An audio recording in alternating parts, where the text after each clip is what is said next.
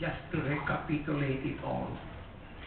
256, 257, the union is the initiating party. 258, the employer is the initiating party.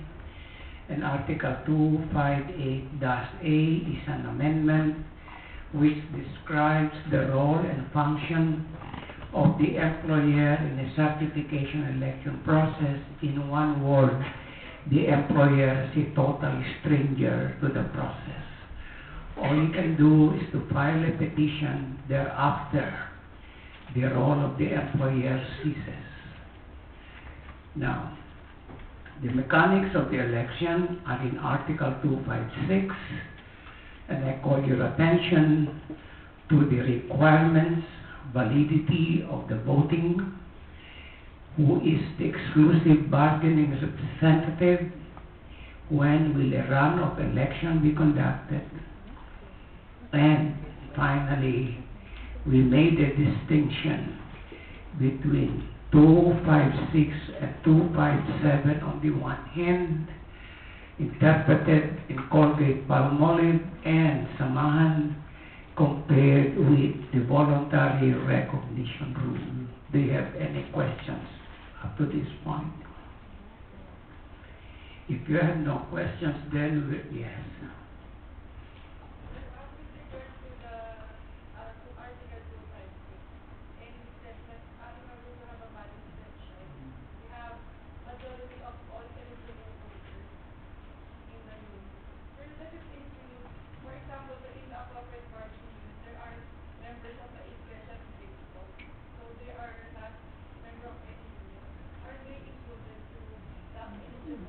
In other words,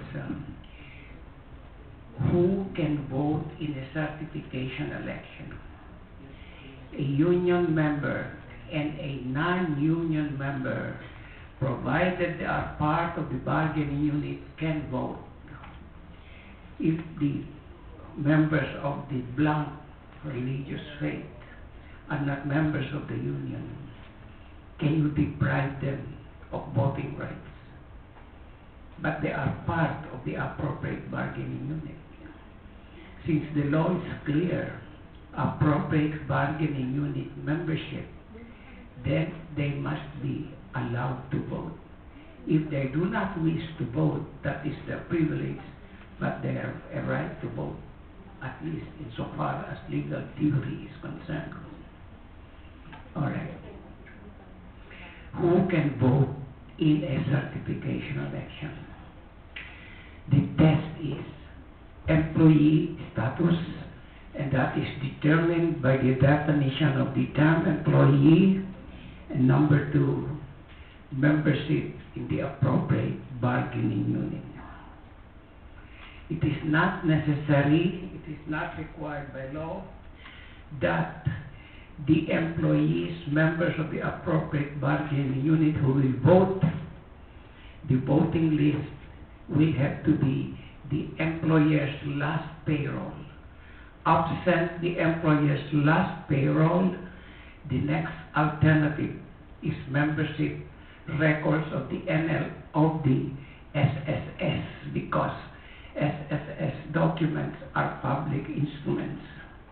The term employee, therefore, in terms of its technical definition, it is essential that you know who they are.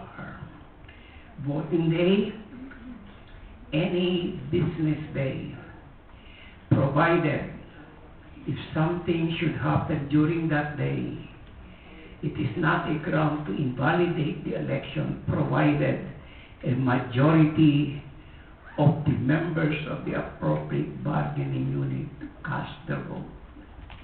The participation of the strangers will not invalidate the election.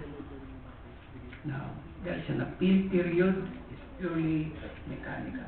Now, the union that obtained the majority is going to be certified, and so you have a majority union who will now be the exclusive bargaining representative.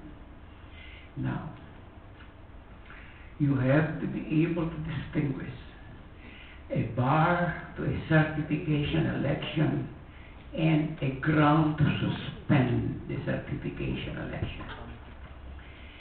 When you say suspend the certification election, the election will be held in abeyance until the ground for suspension is clarified. It is known as the prejudicial question rule.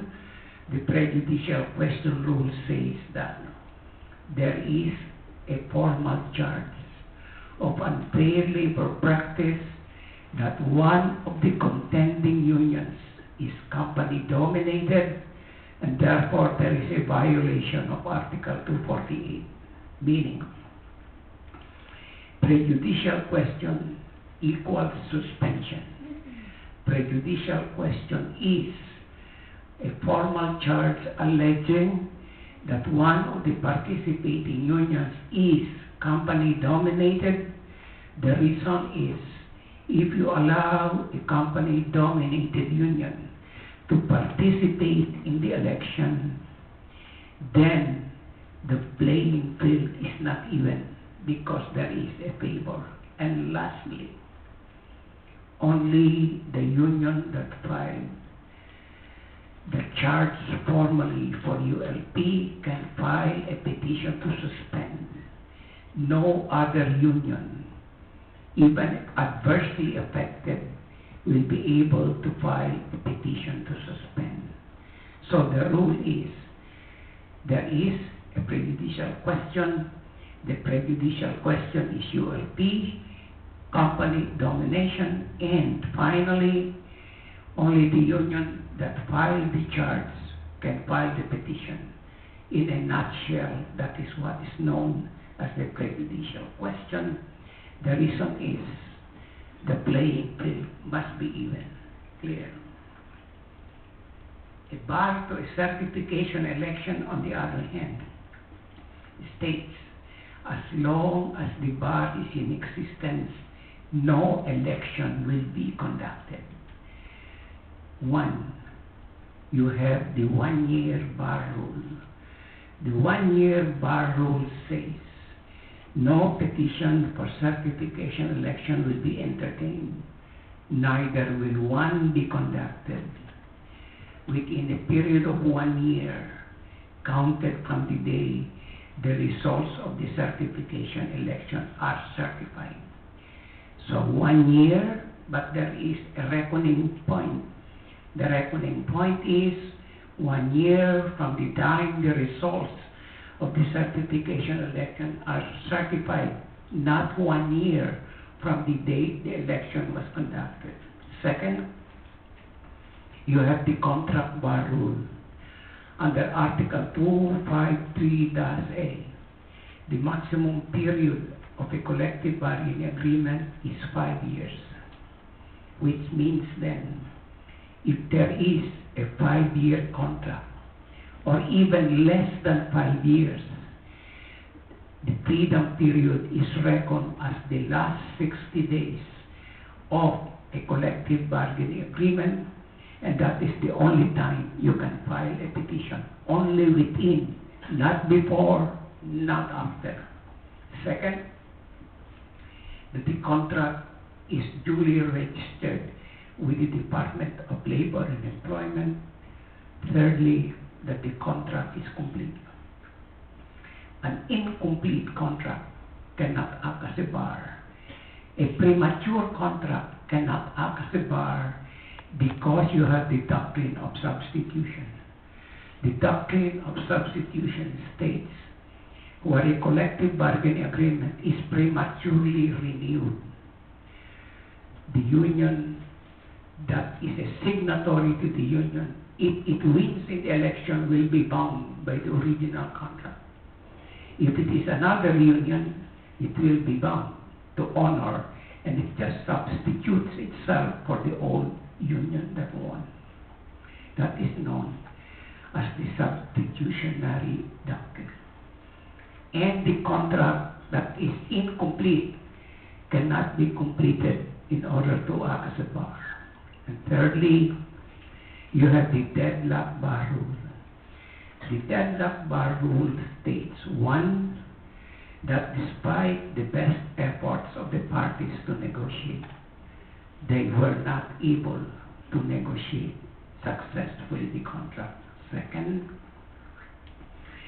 that the deadlock is the subject of a valid notice of intention to strike, a valid notice of intention to lock out, or it has been submitted for arbitration. Then the deadlock bar rule will apply.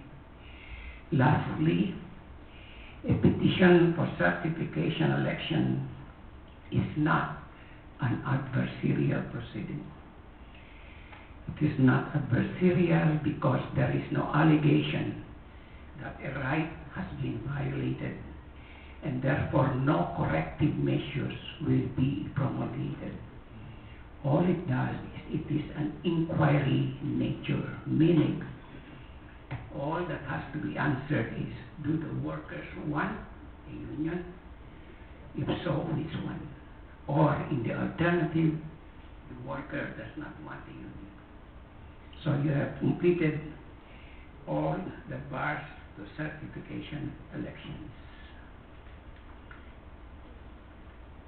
All right. The petition to cancel a certificate of registration is not a bar to the holding of an election because the certificate of registration remains valid until it is cancelled. Do you have any questions on certification elections, consent election, runoff election? To recapitulate, 256, 257, in relation to Article 212 and 242. 212 because only a legitimate union can file, 242 because only a legitimate union can exercise the rights granted by law. The distinction between 256 and 257 must be clear in your mind. Organized and unorganized establishments, the distinction between 256 and 257 on the one hand and 258 on the other. And the amendment 258, that's it. Do you have any question in establishing majority representation?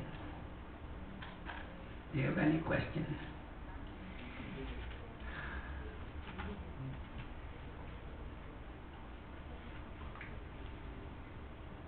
Well, certainly you can take the bar examinations tomorrow.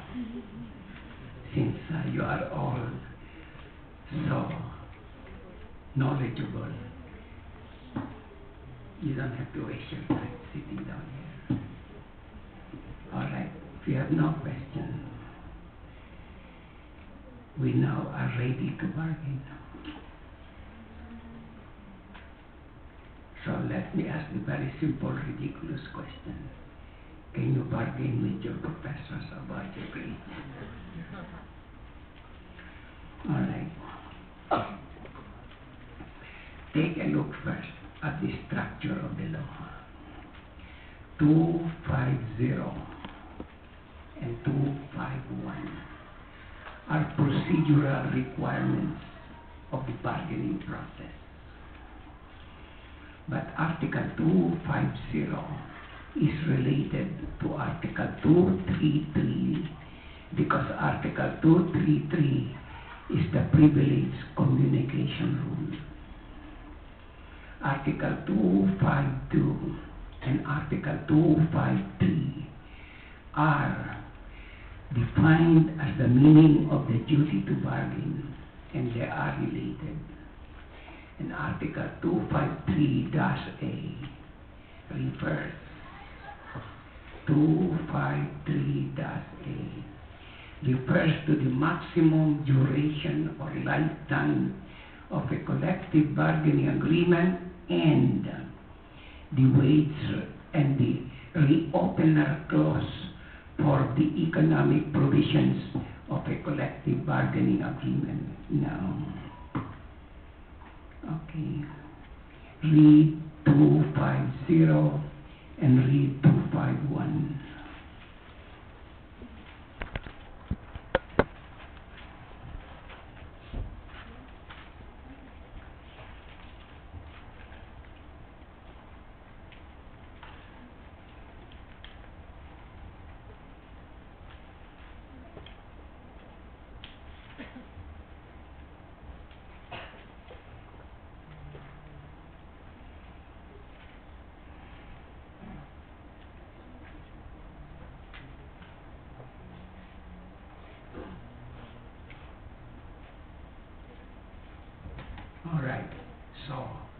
Where is the relationship?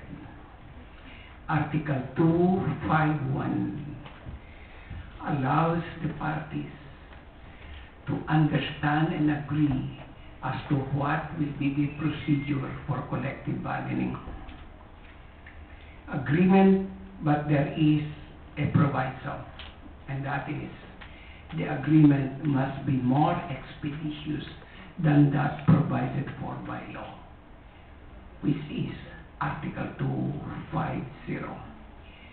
Therefore, Article 251 is voluntary agreement as to procedure, provided the agreement is more expeditious than that provided for by law.